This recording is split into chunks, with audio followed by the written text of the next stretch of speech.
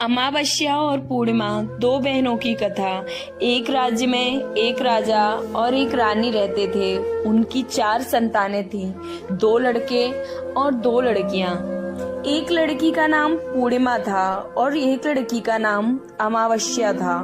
पूर्णिमा घर के कामों में निपुण थी और घर का पूरा काम करती थी और भगवान की पूजा अर्चना भी किया करती थी। इसके अतिरिक्त वह गौ माता की सेवा भी करती थी। और उसकी दूसरी बहन बिल्कुल उससे अलग थी। अमावस्या ना तो घर का ही कोई काम करती और ना ही भगवान की पूजा अर्चना करती और ना ही गौ माता की सेवा करती। पूर्णिमा सर्वगुण संपन्न थी। फिर भी राजा और रानी अपने दोनों बेटे तथा अपनी पुत्री अमावस्या को ही अधिक प्यार करते और वह पूर्णिमा से प्यार ही नहीं करते थे, उसके साथ भेदभाव करते। राजा के चारों पुत्र और पुत्री अब धीरे धीरे बड़े होने लगे। राजा ने अपने पुत्रों का विवाह योग्य कन्याओं के साथ करा दिया। इसके बाद रानी ने कुछ समय बाद राजा से कहा कि अब हमारी दोनों पुत्रियां विवाह योग्य हो गई हैं और इन दोनों का विवाह भी करा दो, लेकिन पुत्री अमावस्या का विवाह किसी बड़े खानदान में ही कराना और पूर्णिमा का विवाह किसी गरीब परिवार में कराना, क्योंकि पूर्णिमा को केवल भगवान की पूजा पाठ ही पसंद है और गाय की सेवा करना, बस यही काम उसको पसंद आते हैं। अब रानी ने राजा को दोनों पुत्रियों का रिश्ता तय करने के लिए भेज दिया। राजा ने अपने पड़ोसी राज्य में जाकर वहां एक राजा के पुत्र से अपनी पुत्री अमावस्या का रिश्ता तय कर दिया और वहीं पास के गांव में जाकर एक गरीब परिवार के लड़के से पुत्री पूर्णिमा का विवाह भी तय कर दिया।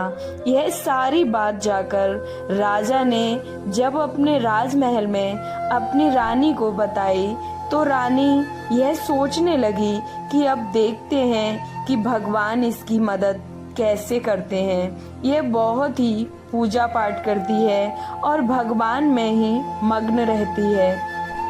लेकिन पूर्णिमा के भाई और उसकी भाभियां पूर्णिमा को बहुत प्यार करते थे, क्योंकि पूर्णिमा उनके घर के कामों में उनका साथ देती और कामों में उनका हाथ बटाती और यही उसकी दूसरी बहन अमावस्या उन पर अपना रौब जमाती।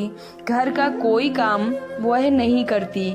कुछ समय बीत जाने के बाद दोनों पुत्रियों का विवाह हो जाता है। राजा और रानी की विवाह के बाद अपनी दोनों पुत्रियों को विदाई देते हैं और विदाई देते समय राजा और रानी पुत्री अमावस्या को बहुत सारा धन दौलत देकर विदा करते हैं और पूर्णिमा को भी कुछ भी नहीं देते हैं। उसको तो बस खाली हाथ अपने घर से विदा कर देते हैं। इसके बाद दोनों बहनें अपने अपने ससुराल चली जाती हैं। कुछ दिन बीत जाते हैं और एक दिन अमावस्या अपने घर पर शिवजी की कथा रखती है, जिसमें वह सभी गांव वालों को निमंत्रण देती है और वहीं अपनी बहन पूर्णिमा को नहीं बुलाती है। जब गांव की सभी औरतें अमावस्या के यहाँ जाती हैं तो यहाँ का दृश्य पूर्णिमा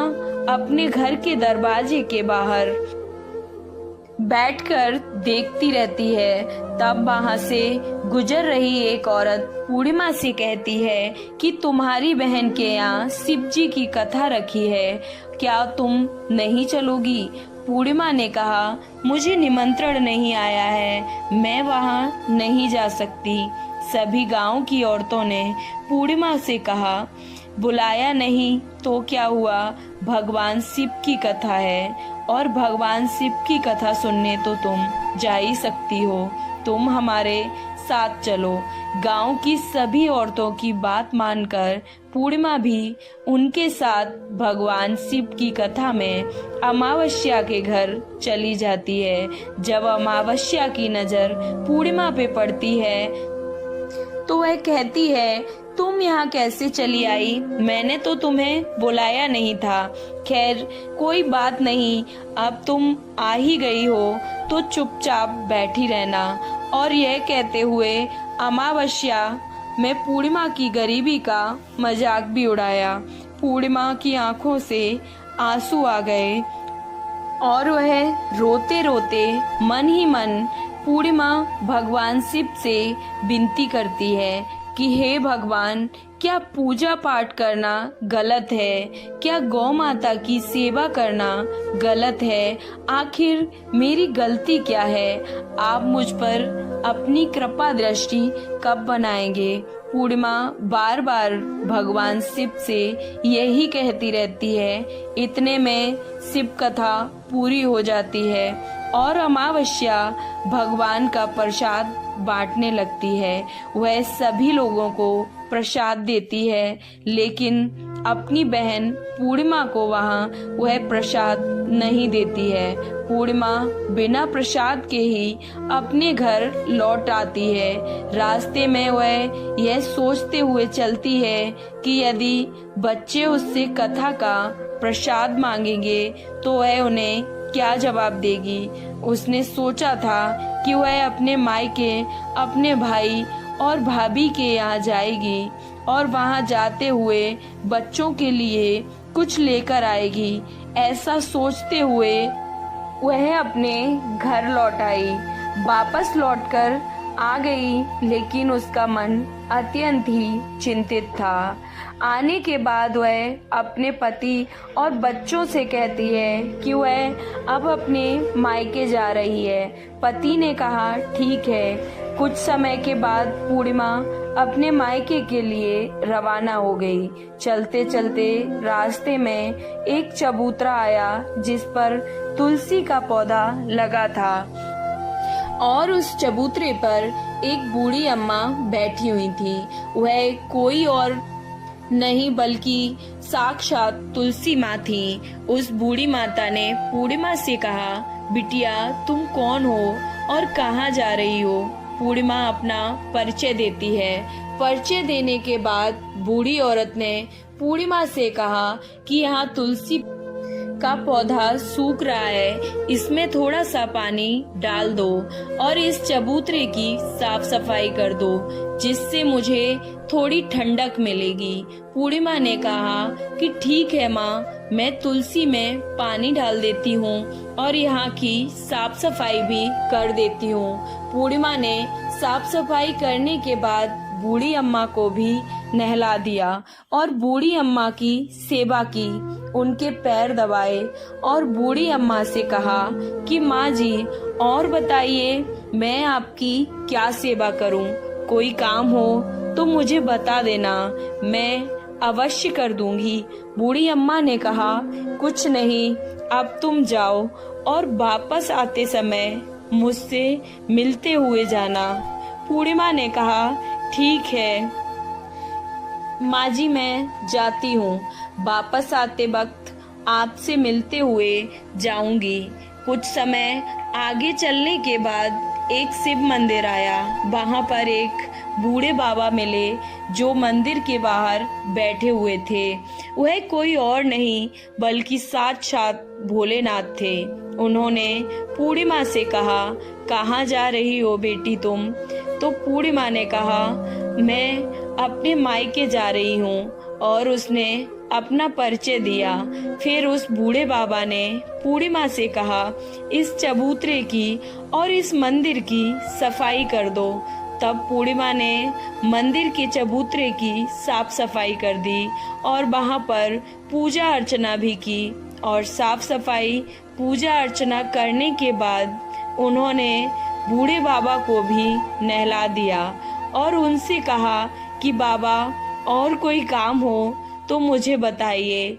तब बूढ़े बाबा ने कहा, नहीं बेटी, अब तुम वापस जाओ और आते वक्त मुझसे मिलते जाना। ठीक है बाबा, कहते हुए पूर्णिमा वहाँ से अब चल दी। आऊंगी तो मिलके जाऊंगी, बाबा से ये वादा करके आई। और जाते जाते पूर्णिमा अभी कुछ दूर चलने के बाद उन्हें एक काली जी का मंदिर दिखा। वहाँ भी एक बूढ़ी अम्मा चबूतरे पर बैठी हुई थी। उस बूढ़ी औरत ने पूर्णिमा से कहा कि बेटी तुम कौन हो और कहाँ जा रही हो। तब पूर्णिमा ने उस बूढ़ी औरत को भी अपना परिचय दिया। औरत ने पूर्णिमा से कहा, यहाँ पर सभी पूजा पाठ करने के लिए आते हैं, लेकिन मंदिर की साफ सफाई करने के लिए कोई नहीं आता। इसलिए तुम मंदिर की और इस चबूतरे की साफ सफाई कर दो।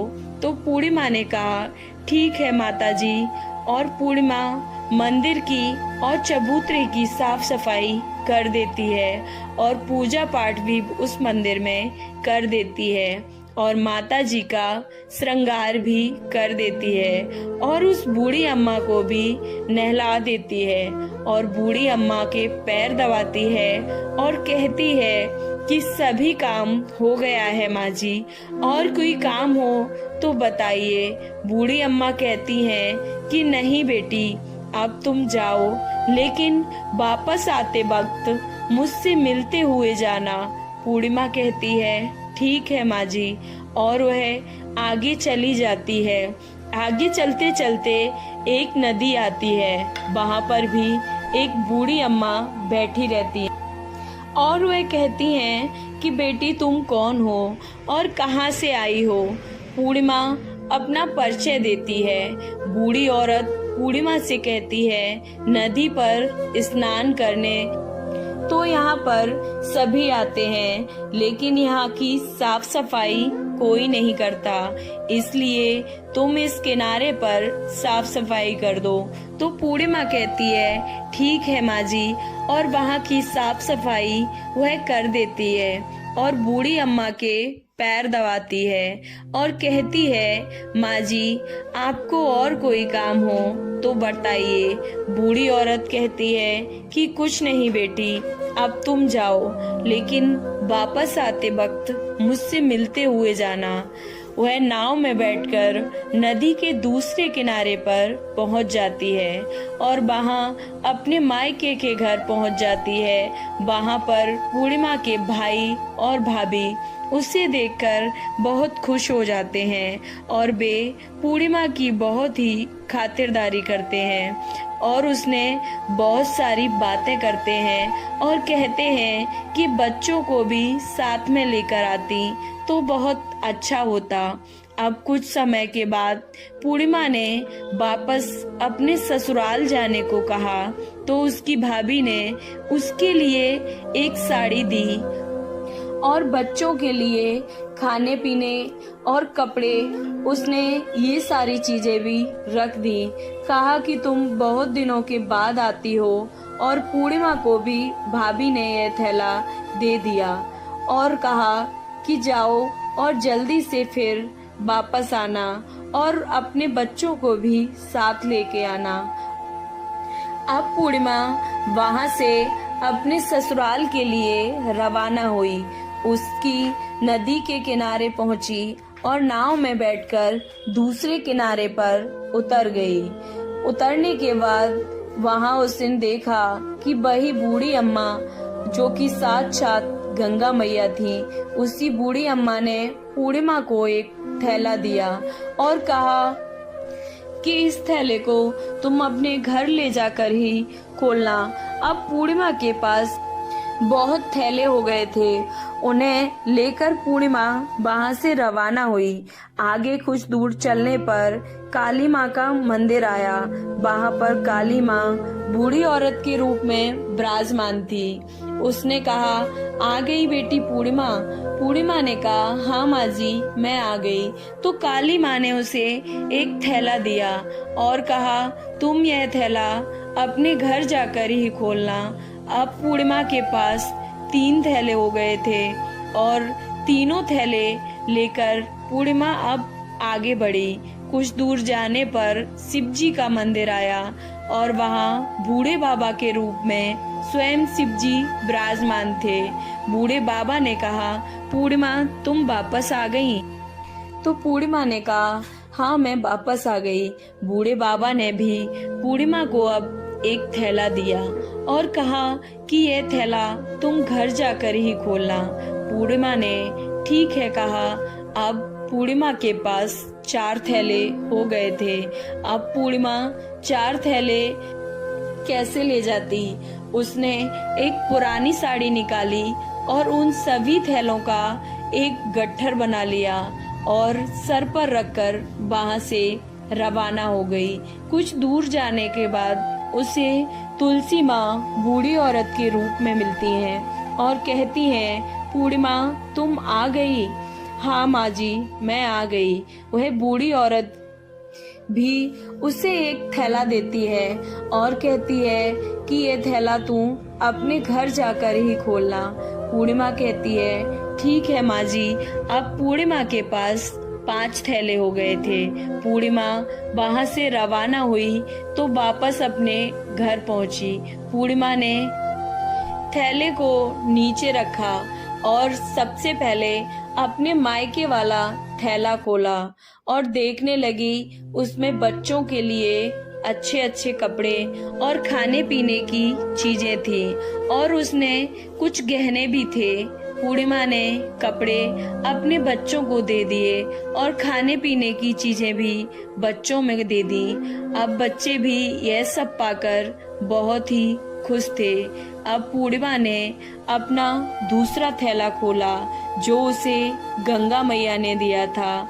उसको जब खोला तो उसमें ढेर सारे हीरे जवाहरात, सोना चांदी आदि था। इसके बाद अब पूर्णिमा ने तीसरा थैला खोला जो उसे काली माँ ने दिया था। उसमें बहुत सारा सोना श्रृंगार का सामान भरा हुआ था। उसके बाद पूर्णिमा ने चौथा थैला खोला। उसे भगवान शिव ने जो दिया था उसमें बहुत सारा धन संपत्ति भरा हुआ था और बहुत सारी खुशियां भी भरी हुई थी। इसके बाद अब पूर्णिमा ने 5वां थैला खोला जो उसे तुलसी माँ ने दिया था। उसमें चावल, दाल और 7 प्रकार की खाने की चीजें जिससे वह थैला भरा हुआ था। अब पूर्णिमा के घर में किसी भी चीज की कोई भी कमी नहीं थी। उसका घर अब धन धान्य से भरा हुआ था और परिपूर्ण था। अब पूर्णिमा और उसका परिवार सुखमय जीवन व्यतीत करने लगा। अब पूर्णिमा के मन में विचार आया कि क्यों न शिव जी की कथा कराई जाए और शिव जी की कथा में एक कार्यक्रम रखा जाए। पूर्णिमा ने अपने गांव के सभी लोगों को निमंत्रण दिया और घर घर जाकर सभी लोगों को बुलाया। पूर्णिमा अपनी बहन अमावस्या के घर भी गई और अमावस्या को भी शिव कथा के लिए उसने आमंत्रित किया। जब अमावस्या पूर्णिमा के घर शिव जी की कथा में गई तो उसने देखा कि पूर्णिमा के घर में किसी भी चीज की कोई भी कमी नहीं थी। इतना सारा धन दौलत देखकर अमावस्या अत्यंत ही आश्चर्यचकित हो गई और उसने पूर्णिमा से कहा कि तुम्हारे घर में इतनी धन दौलत कहाँ से आई पूर्णिमा? तो पूर्णिमा ने कहा, देखो बहन, तुमने शिव जी की कथा में मुझे नहीं बुलाया था, फिर भी मैं तुम्हारे घर चली गई थी और तुमने मुझे प्रसाद तक नहीं दिया था और मेरी गरीबी का मजाक भी उड़ाया था। उसके बाद मैं अपने घर वापस आ गई और घर आते हुए मन ही मन मैं सोच रही थी कि अपने मायके जाऊंगी और मैं अपने मायके चली गई और जो कुछ घटना इस बीच हुई वह सभी घटना अपनी बहन को अमावस्या को पूर्णिमा ने बता दी। तो अमावस्या कहती है कि तुम भी मुझे प्रसाद मत दो और मुझे डांट लो, लेकिन पूर्णिमा ने कहा कि यह तो भगवान का प्रसाद है, मैं तो सबको दूंगी और तुम्हें भी दूंगी। फिर भी अमावस्या ने प्रसाद नहीं लिया और वह सीधे अपने घर चली गई। घर जाकर अपने बच्चों से कहा कि मैं अपने मायके जाने के लिए तैयार हो रही हूँ, मैं अब मायके जा रही हूँ। और यह बोलकर अमावस्या मायके के लिए निकल गई। उसे भी रास्ते में चलते चलते तुलसी माँ मिली तो चबूतरे पर बूढ़ी माँ ने के रूप में वह बैठी हुई थी। माँ ने अमावस्या से कहा कि बेटी कौन हो तुम, कहाँ जा रही हो? अमावस्या ने भी अपना परिचय दिया। बूढ़ी माँ ने कहा बेटी यह तुलसी का पौधा सूख रहा है, इसमें थोड़ा पानी डाल दो और इस चबूतरे की साफ सफाई कर दो। इस पर अमावस्या ने कहा बुढ़िया तुझे दिखाई नहीं दे रहा कि मैंने इतनी महंगी साड़ी पहन रखी है, यह गंदी हो जाएगी। ऐसा कहकर वह वहां से चली गई। आगे जाने पर उससे भगवान शिव मिले जो कि एक वृद्ध के रूप में थे। उन्होंने भी आगे जाकर अमावस्या से यही कहा और वह यही बोलकर आगे बढ़ गई। आगे जाने पर काली माँ मिली जिसने भी उसने सारी बातें कही।